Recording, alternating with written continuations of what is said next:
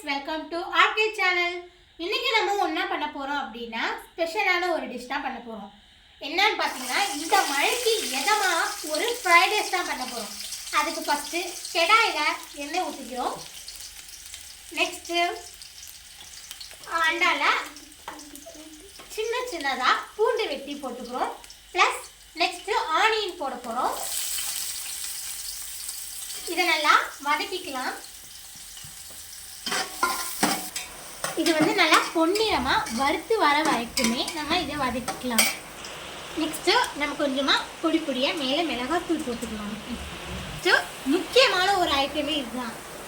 கோஸ், carrot, capsicum, beans இதெல்லாம் நம்ம add பண்ணி இப்போ நம்ம அதெல்லாம் ஆட் பண்ணிக்குவோம். இதை நல்லா வதக்கிக்கலாம். இப்போ இது நல்லா எல்லோ கலரில் வர வரைக்கும் நல்லா வதக்கிக்குவோம். வடித்த ரைஸில் எண்ணெய் ஊற்றி காய வச்சுக்குவோம். ஒரு புள்ளி இப்போ முக்கியமான ஐட்டமே இதுதான். ஃப்ரைட் ரைஸில் தேவை முட்டை. இப்போ நம்ம போட போகிறோம் முட்டை. குழியை உருவாக்கிட்டு அதில் முட்டை 2 ஊற்றியாச்சு. மெல்லாமல் மேலே உப்பு தூவிக்கலாம். முட்டையை வந்து நல்லா உடச்சி விட்டுக்கலாம்.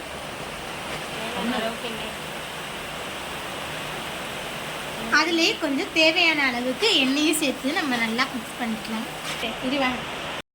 நெக்ஸ்ட்டு நம்ம சோயா சாஸ் ஆட் பண்ணிக்கலாம் தேவையான அளவுக்கு. நெக்ஸ்ட்டு நம்ம க்ரீன் சில்லி சாஸ் ஆட் பண்ணிக்கலாம். நெக்ஸ்ட்டு நம்ம டொமேட்டோ கெச்சப் ஆட் பண்ணிக்கலாம். நம்ம நெக்ஸ்ட்டு பெப்பர் ஆட் பண்ணிக்கலாம். நல்லா வறுத்துக்கலாம். நல்லா பொன்னிறமாக வதங்குறதுக்கு அப்புறமா அதில் நம்ம ரைஸ் ஆட் பண்ணிக்கலாம்.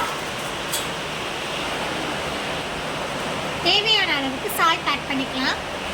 நெக்ஸ்ட்டு அதிலே கொஞ்சம் சோயா சாஸ் தேவைன்னா ஆட் பண்ணிக்கங்க, இல்லைன்னா வேணாம். நெக்ஸ்ட்டு இதை நல்லா கிளறி விட்டுக்கலாம். அவ்வளோதாங்க, இன்றைக்கான ஸ்பெஷல் முடிஞ்சிருச்சு. நாங்கள் பிளேட்டில் சர்வ் பண்ணி காமிக்கிறோம். அவ்வளோதாங்க, இவ்வளோ அற்புதமாக பண்ணிட்டோம் பாருங்களேன். இதில் கொஞ்சமாக கெச்சப்பையும் சில்லி சாஸையும் எடுத்து போட்டு சாப்பிட்டோன்னு வச்சுக்கோங்களேன், வேறு level. Thank you, bye bye. Please subscribe and like my channel.